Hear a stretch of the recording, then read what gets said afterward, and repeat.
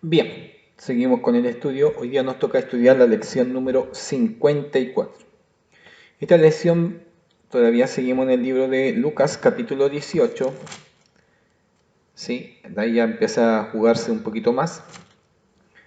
Y también vamos al último a tirarnos al libro de Mateo capítulo 19.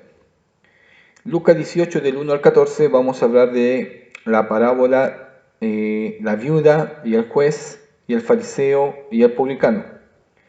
Y en Mateo capítulo 19 del 1 al 12 vamos a hablar de la enseñanza sobre el matrimonio. Lección número 54. Oramos al Señor y entramos al estudio de la palabra. Padre, te bendecimos, te honramos por el momento que tú nos das. Tantas lecciones, tanto de estudiar de tu palabra, Señor, que cada vez descubrimos nuevas cosas, nueva enseñanza, nueva palabra cada día para nuestra vida. Quizás también lo hemos leído, también lo hemos estudiado, pero leerlo, descubrirlo y ser bendecido por tu palabra es exquisito, es bello. Bendícenos a través de tu palabra, te lo pedimos en el nombre de Jesús. Amén y amén.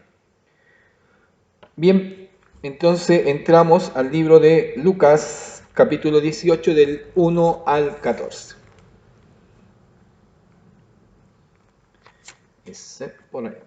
Y dice así la palabra del Señor, subtítulo, la parábola de la viuda y el juez. Dice, también le refirió Jesús una parábola sobre la necesidad de orar siempre y no desmayar. Aquí se me había olvidado, Jesús está entre Samaria y Galilea. Estaba entre Samaria y Galilea, más tirado para Galilea, ¿ya? Así que ya se había salido hace rato de Jerusalén, pero está entre Samaria y Galilea y está con la multitud. Y ahí están todos escuchando la palabra, la enseñanza de Jesús. También le refirió Jesús una parábola sobre la necesidad de ¿qué? De orar siempre. Y otra cosa importante, y no desmayar. Y no desmayar. Algunos parten bien, pero después se desinflan, ¿no es cierto? Ya. Ayúdame, dice, la oración proporciona aliento y protección contra el desaliento, mientras se demora el retorno de Cristo.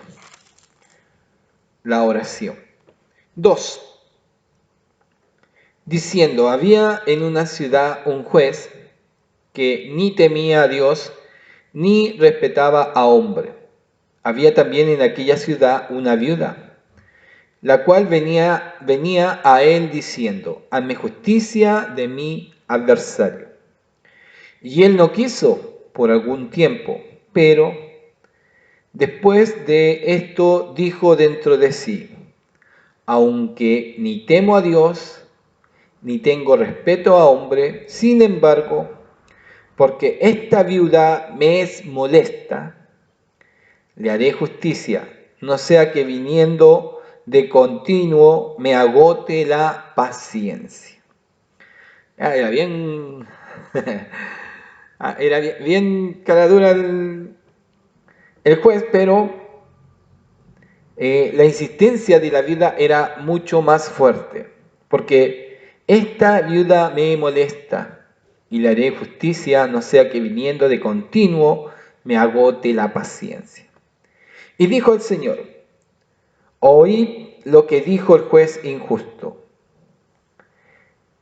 Y dijo el Señor, oíd lo que dijo el juez injusto. ¿Qué es lo que dijo?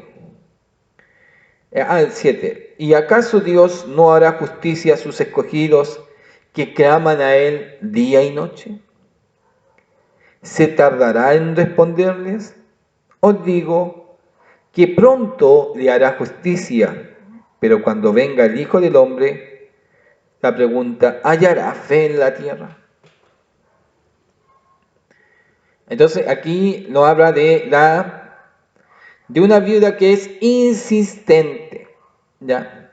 Que pide justicia, hazme justicia de mi adversario, pero es muy insistente. Y es tan insistente que este juez dijo, ya me va a colmar la paciencia, así que vamos a hacerle el juicio.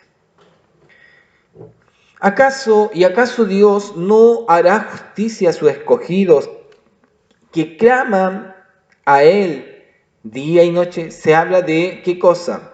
¿Cuál es la idea de esto? La necesidad de orar siempre y no desmayar. De orar, orando sin cesar, venceremos, ¿no es cierto? Orando sin cesar, venceremos. Entonces, a los que claman día y noche, dice Dios, ¿acaso no le va a hacer justicia? ¿Se tardará en responderles? Os digo que pronto le hará justicia, pero cuando venga el Hijo del Hombre, ¿hallará fe en la tierra? 9. Dice ahora la parábola del fariseo y el publicano. Voy a ir a una ayuda que me marca del 2 al 8. Dice la parábola es una historia que se basa en contrastes más que en comparaciones.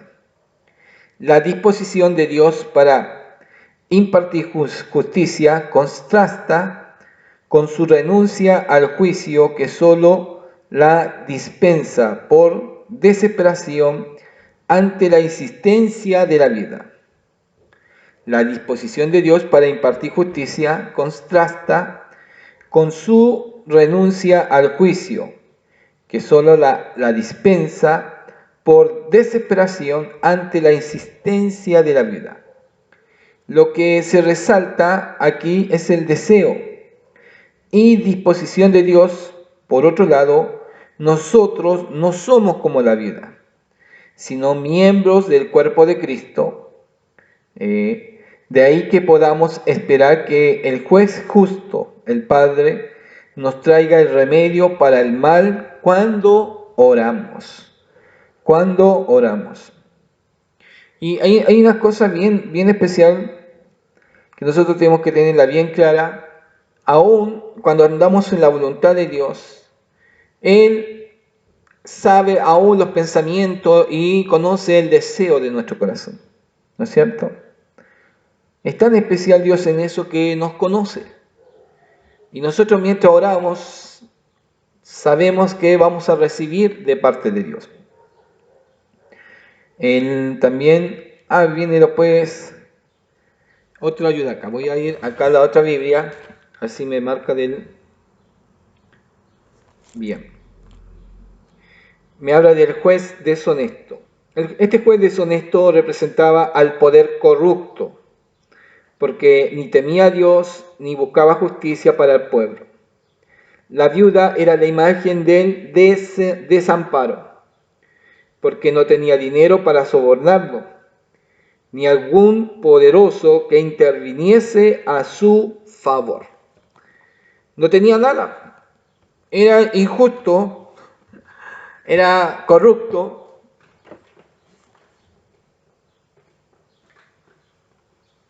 pero había que sobornarlo. Pero esta mujer no tenía nada. ¿Sabe lo único que tenía? Su insistencia, su molestia, su presencia. Estaba ahí, ya no quiero ver, ya no la quiero ver más, así que pase mejor y le arreglamos el problema para que ya no la, ¿sabe? Le voy a arreglar el problema porque no la quiero ver más. Ya.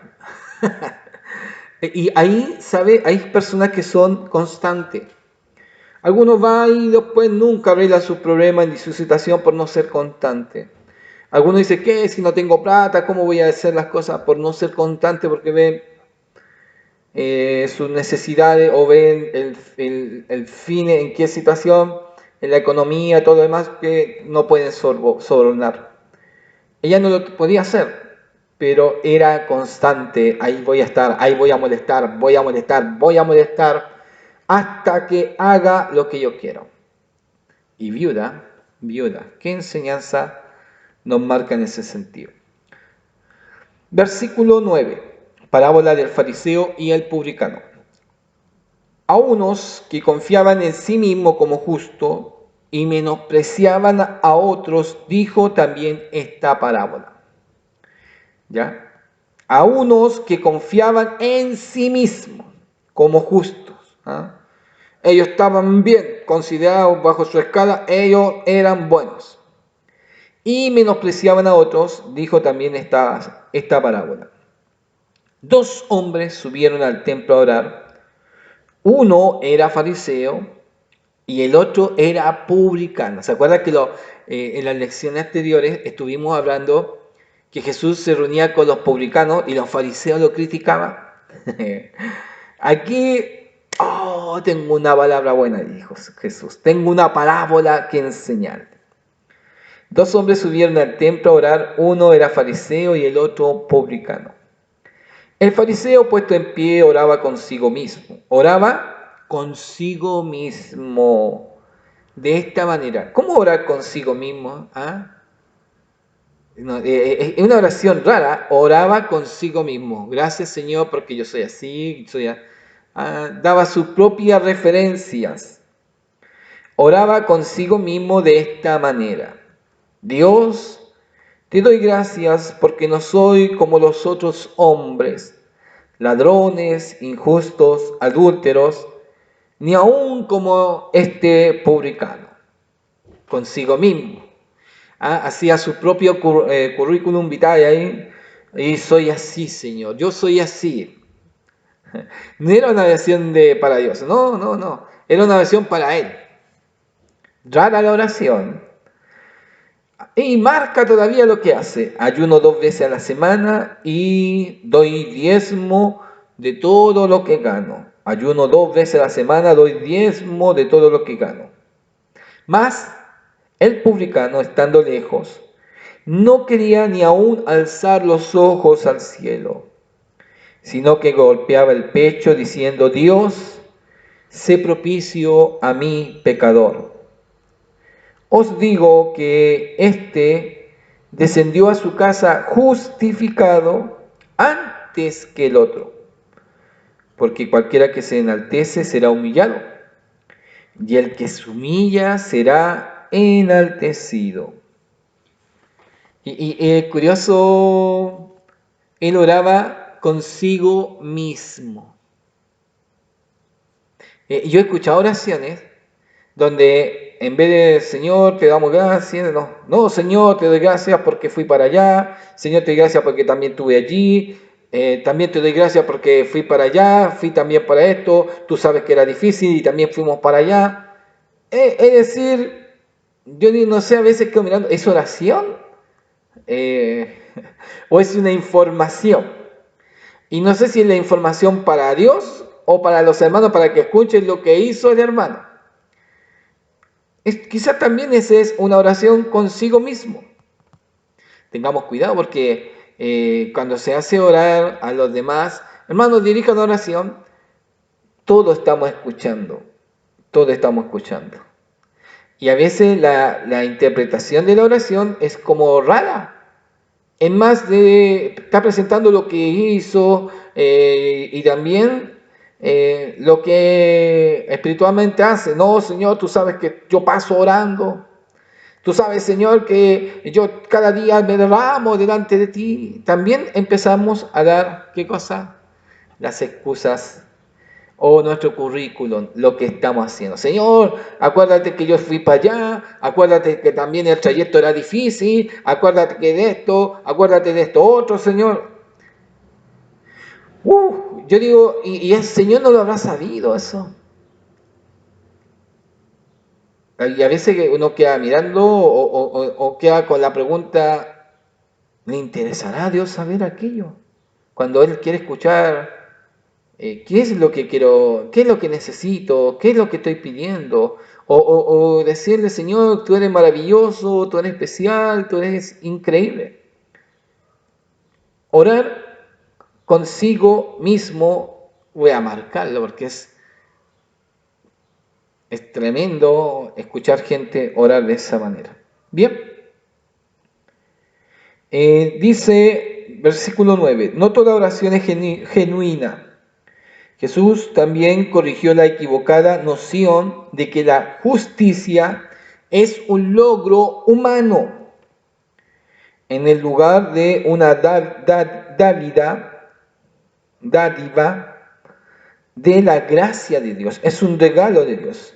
Entonces, no toda oración es genuina. Jesús también corrigió la equivocada noción de que la justicia es mi logro.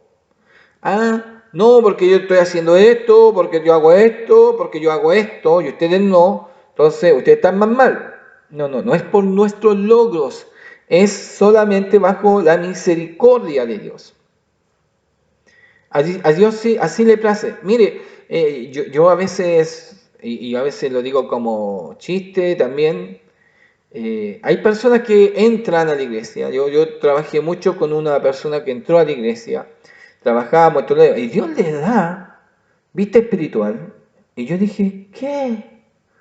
Le dio vista espiritual y podía discernir y ver, pero ver cosas increíbles. Y yo decía, Señor, y a mí, yo estudio, me dedico, no sé, estoy tiempo a la obra, todo lo demás, todo el trabajo, y a mí me tiene solamente para ser pastor. Pero le has dado un don increíble. Después encontré otra persona con don de sanidad, increíble un don de sanidad. Y yo decía, pero Señor, si no lo quieres, ¿por qué no me lo entrega a mí? Y no, es voluntad de Dios. Es voluntad de Dios. Y a veces uno quisiera, y anhela quizás dones maravillosos que hay. Y es la voluntad de Dios que no, con lo que estás, confórmate. ¡Wow!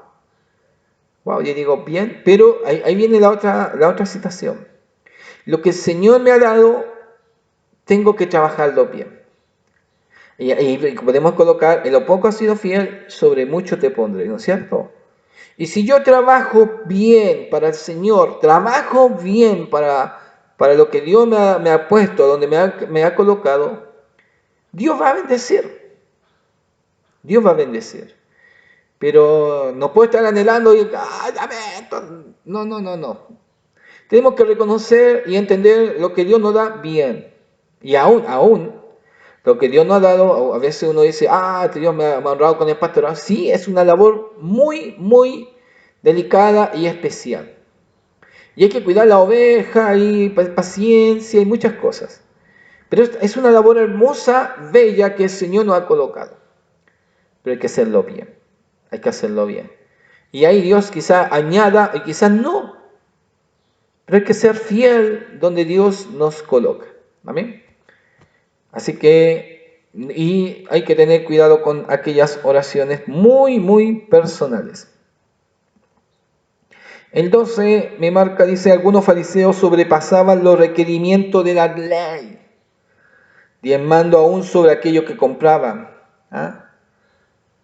Así que también para mostrar que eran muy, muy, muy, muy santos.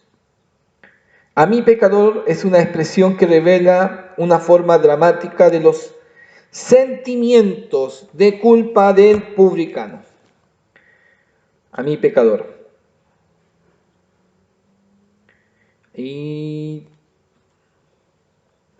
acá me marca también la otra Biblia, en el templo estaba permitido orar de forma pública y privada. Los fariseos solían ponerse de pie y orar en alta voz para que todos lo escuchasen. Así que imagínense si este fariseo estaba orando y no soy como este publicano, Señor. El publicano yo creo que dice la palabra que ni levantó los ojos. Yo creo que escuchó, dijo, Señor, sí, Él es mejor que yo. Sí, Señor, soy un pecador, Él es mejor, ¿qué voy a ganar al lado de Él?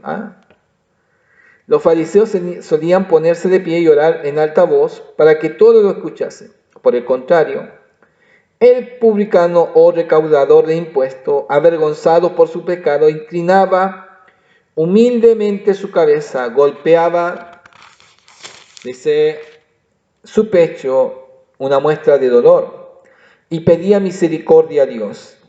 El hecho de que el Altísimo oyese la oración, la otra es una oración hacia sí mismo, pero él escuchó la oración del publicano y no la del fariseo, sorprendió a los creyentes, a los oyentes de Jesús.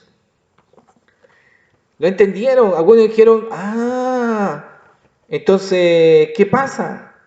Y quizás miraron a los fariseos y dijeron, ellos siempre hablan así, para que lo escuchemos. Pero a Dios hay que reconocer qué es lo que Dios quiere hacer en nuestra vida.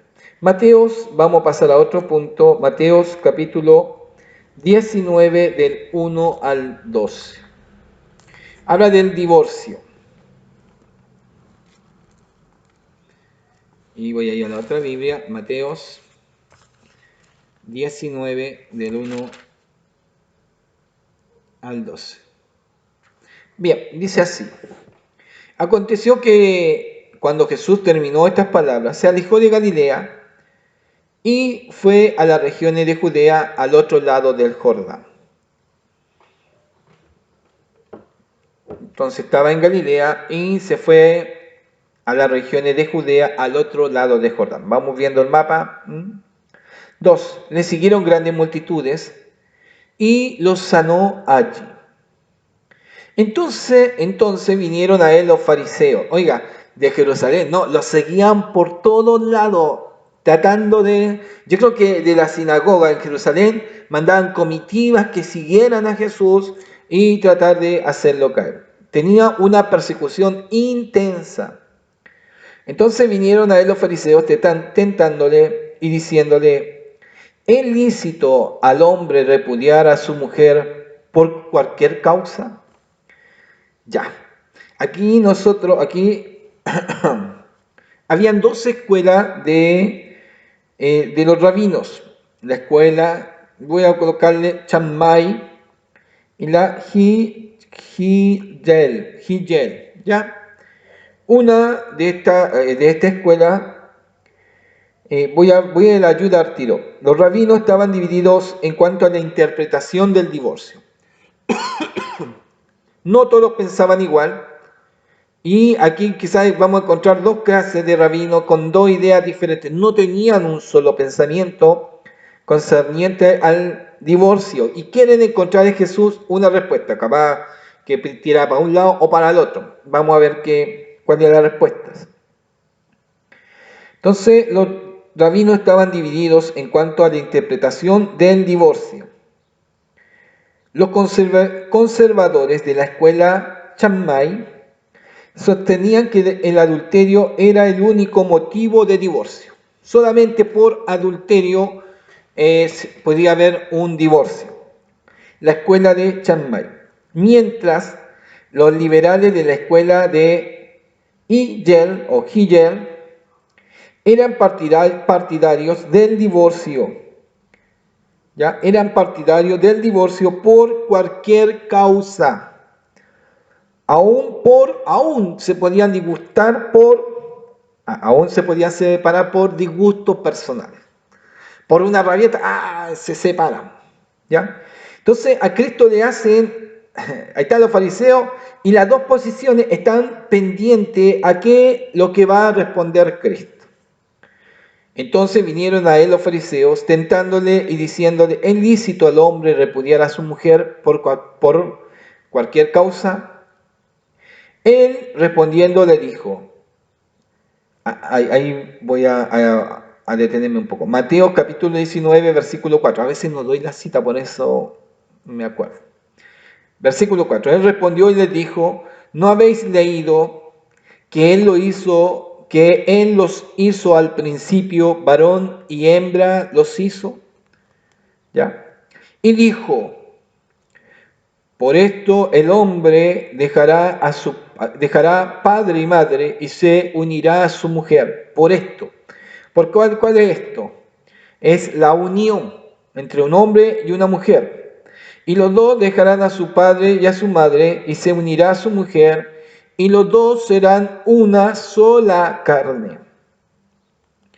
Así que no son ya más dos, sino una sola carne. Por tanto, lo que Dios juntó, no lo separe el hombre.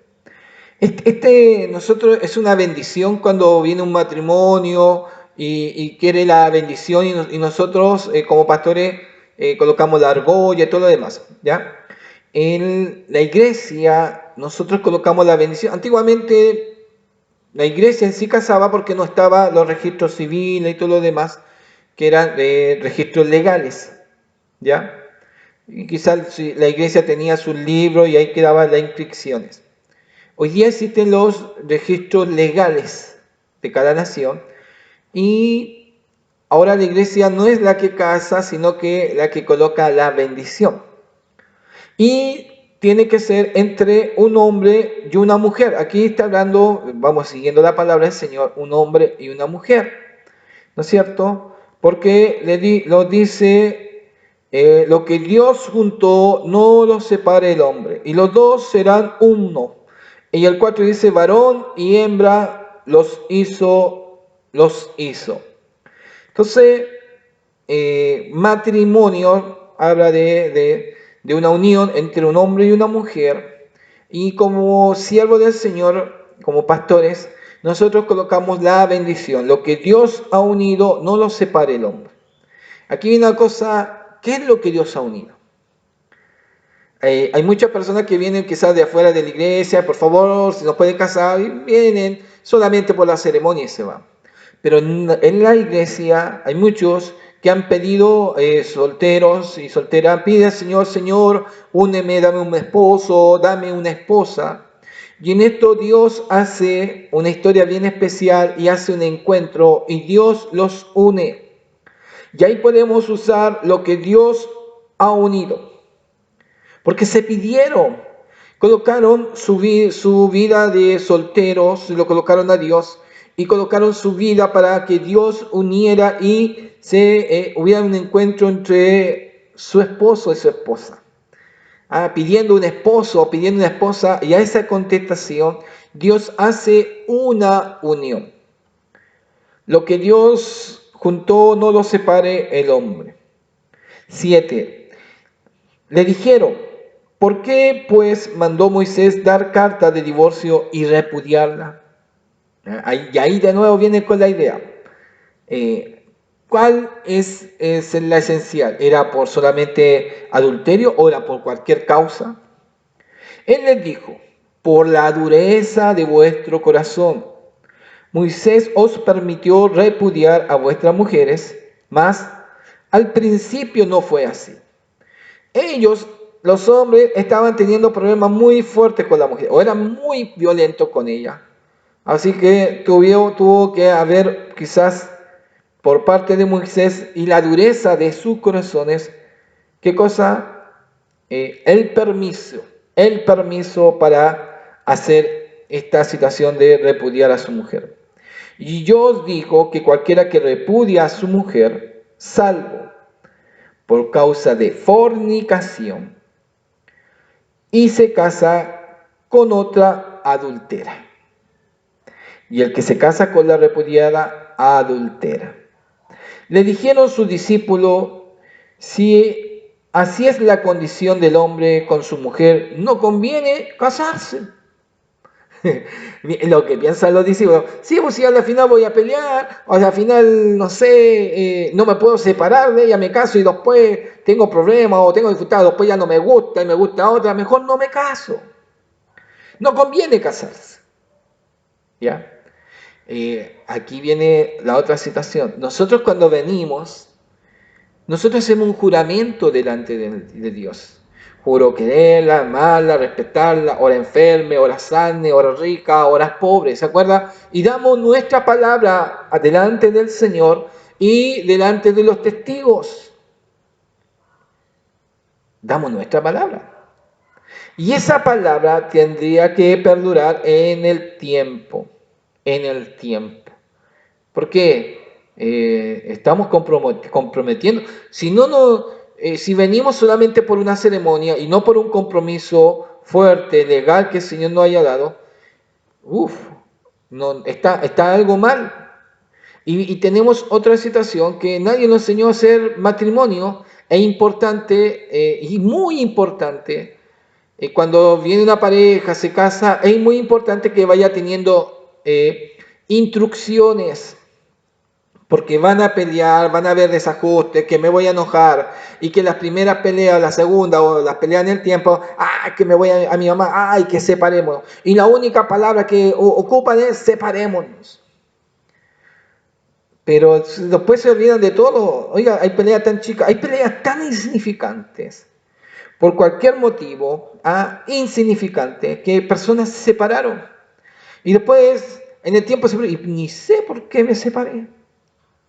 Pero sí hay agravantes muy fuertes de hombres o de mujeres muy agresivas, de infidelidad muy grandes. Es tan increíble que uno dice, ya, hay embaradas muy, muy fuertes. Entonces ahí donde uno dice, y hoy día podemos, no sé, pues hay hombres de familia que están, o mujeres, y de repente, no sé, el hombre quizás le gustó a otro hombre, a la esposa le gustó a otra mujer y quieren separarse, y ahí ya hubiera un problema mucho más graves en el tiempo de hoy día que uno dice, ¿me entiendes? Que ya es más complicado. Hay áreas más complicadas de maltrato. Yo vi una situación muy fuerte de maltrato. Una chica dijo, me caso con el primero que pase. Me casó. Y se casó con un muchacho que se veía bien decente y todo lo demás, pero la empezó a golpear. La empezó a golpear. Después el muchacho cayó a la droga y todo lo demás. Hasta la amarraba. Y la mamá la llamaba para saber cómo estaba la hija. No había comunicación. Y fue tanta la preocupación de la madre que fue a verla a la casa. Y cuando la va a ver a la casa y encuentra a su hija amarrada con alambre,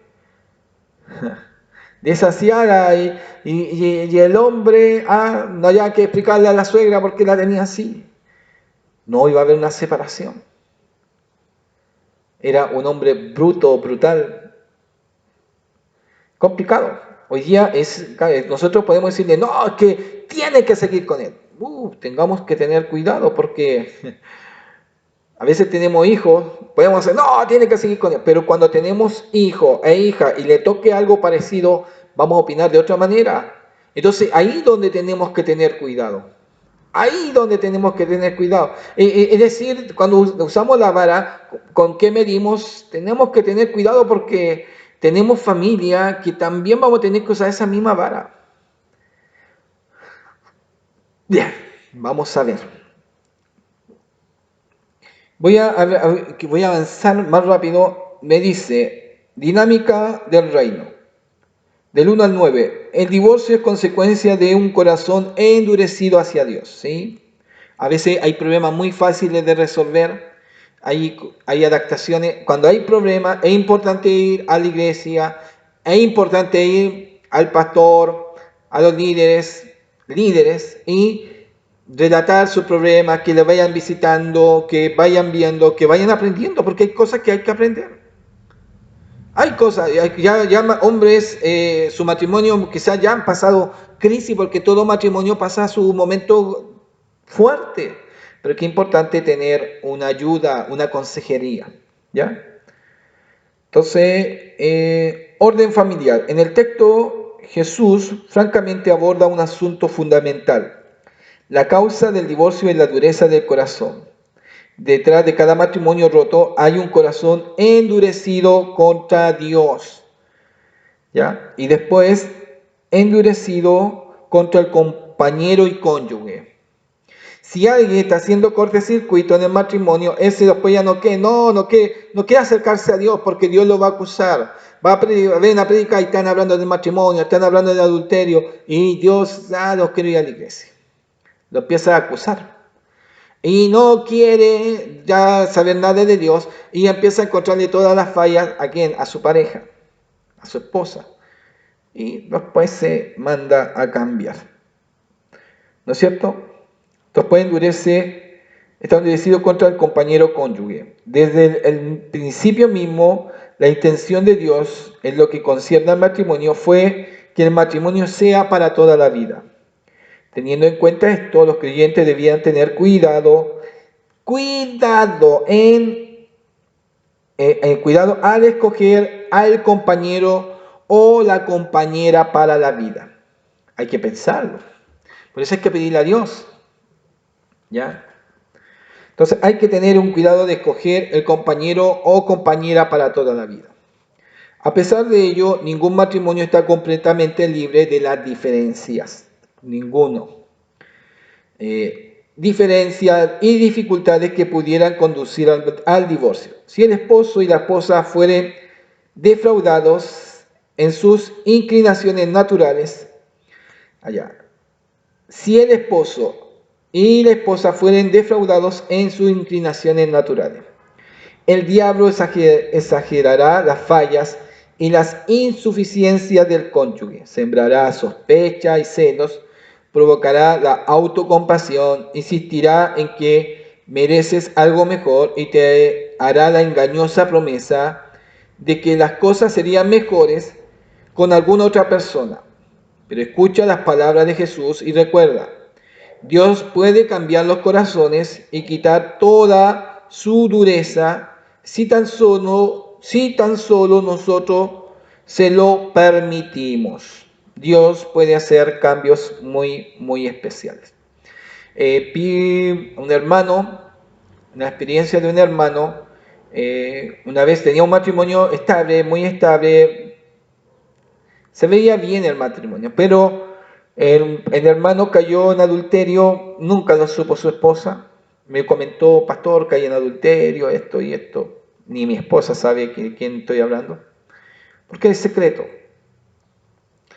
Yo le dije, la embarré, pero ¿sabe? No, la embarré y estoy arrepentido. Estoy arrepentido porque no era lo que esperaba y todo lo demás. Bueno, yo dije, la embarró. Se dio, pues usted dio un lugar, dio un paso que no tenía que dar y ese le va a traer complicaciones. Así que, claro, es que como ya ahí viene un problema, yo di un primer paso, cayó a otro paso. Llegó un momento que sí rompió su matrimonio, se quebró su matrimonio y todo lo demás, trató de armar otra pareja y le fue mal de nuevo. Le fue mal. Y aquí quizá aún podemos usar el texto, pero no voy a usar ese texto, no, mejor lo voy a cambiar. Aún podemos tener una situación si queremos ser buenos con otras, tenemos que ser buenos con lo que tenemos. ¿Para qué mostrar que podemos ser los campeones en todos lados? O los maravillosos, la maravillosa en todos lados. No. Tuve un compañero que tuvo un problema, se separó, porque decía, no, mi esposa es aquí, ya, hijo, me separo. Y no se casa con una mucho más joven. Y ya dijo, no, vamos bien, ¿qué? Después sabía que... Y el problema era él. No, me dijo, ¿sabes qué? Parece que esta me salió más loca que la otra. Y acusaba de loca, y el problema era él. ¿Por qué? ¿Por qué el problema era él? Él, su genio, si para nosotros como compañero tenía un tremendo genio en el trabajo. Imagínense con su esposa, su hijo. Y el problema es que esta nueva esposa que tenía, ya lo había echado todas estas veces de la casa. Y aparte le había pedido un hijo, que él ya era mucho mayor, que ella no quería tener hijo, pero esta nueva esposa quería tener hijo y tuvo que tener un hijo. ¡Guau! Dijo, ya tiene que empezar todo nuevo. Tenía puros problemas. Es decir, y aquí viene la idea. Y a mí me muestra una calidad muy especial. Claro, uno puede tener una esposa, pero armar otra pareja es un problema mucho más fuerte, más atroz, más grave el asunto. Entonces, y uno se da cuenta que sí puede arreglar sus problemas. ¿Por qué? Porque ya uno puede conversar y no usar siempre, no estar pensando siempre en usar la palabra de divorcio. No. Sino usar la palabra ya, arreglémonos. Ya, veamos qué vamos a hacer. Ya, busquemos consejería que nos asesore. Y si es hermana, qué importante tener una asesoría, que sus pastores le asesoren. Y eso le va a ayudar. Porque aparte de sus pastores, de sus líderes, ¿de qué? De instruirle, de decirle, y capaz que le cuente su experiencia, y capaz que ustedes vean y digan, ustedes la pasaron peor que nosotros, pero igual se arreglaron, sí. Pero cuando teníamos estos problemas, también íbamos a la iglesia, y el pastor oraba por nosotros, y Dios nos ayudaba. cambian las situaciones. Mire, yo voy a tener que alargarme un poquito, porque el 11 y el 12 habla de una condición muy especial. Voy a hablar del 10. Le dijeron sus discípulos: si es así, la condición del hombre con su mujer, no conviene casarse. No conviene casarse, pero yo también estaba casado, así que... Pero si fuese así, que uno no se puede separar y que tiene que estar, es como decir, tengo que estar viviendo siempre, por eso escoge bien. Tengo que estar siempre con ella, escoge bien, ¿ya? Entonces, no conviene casarse. ¿Qué le dice el Señor a sus discípulos? Ya no son los fariseos, sino ahora la respuesta para sus discípulos. Entonces él le dijo: no son todos capaces de recibir esto, sino aquellos a quienes dado. Pues hay eunucos que nacieron así desde el vientre de su madre. Estamos hablando de eunucos, ¿ya? Que nacieron por genética así. Hay eunucos que son hechos eunucos por los hombres, ¿ya? Por los hombres. Esto es voy a hablar acá de la castración. El 11 y el 12. Jesús, mientras reconocía que el matrimonio era la norma, recomendaba el celibato en el caso de nacer impotente, o estar castrado, o de quien voluntariamente quisiera evitar el matrimonio para dedicarse exclusivamente al servicio del Señor. Tres causales: o nació, o se castró, o quiere hacerlo voluntariamente. Celibato. Pues hay eunucos que nacieron así del vientre de su madre, ¿ya? Impotentes. Hay eunucos que son hechos eunucos por los hombres, castración. Y hay eunucos que asimismo se hicieron eunucos por causa del reino de los cielos. El que sea capaz de recibir esto, que lo reciba. Y aquí, por eso coloca tres causales para el celibato. Y el último, quizás también eso de voluntariamente, hay eunucos que asimismo se hicieron eunucos voluntariamente. ¿Pero por qué? Por causa del reino de los cielos. Y el que sea capaz, y el que no, mejor no se meta en esto, el que sea capaz de recibir esto, que lo reciba. Si usted como joven todavía no se casa y dice, quiero ser mejor, no casarme, estar libre, bien. Pero si no es capaz, no sé, de admirar el sexo opuesto, de atraerle, no sé, de gustarle, no, mejor no se meta en el celibato, ¿no es cierto? Mejor que se case. Mejor, aún dice la palabra, mejor que no se queme. ¿Por qué? Porque vienen las pasiones. Es algo natural en este sentido propio de tanto del hombre y de la mujer. Pero en algunos, si está voluntariamente y no está esto, dice la palabra del Señor que lo haga. Ya, voy a ver.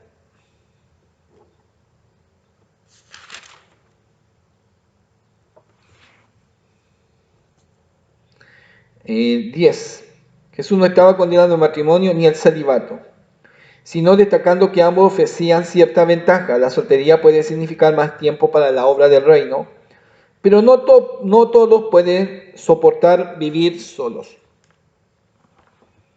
No todos pueden soportar vivir solos. ¿Ya?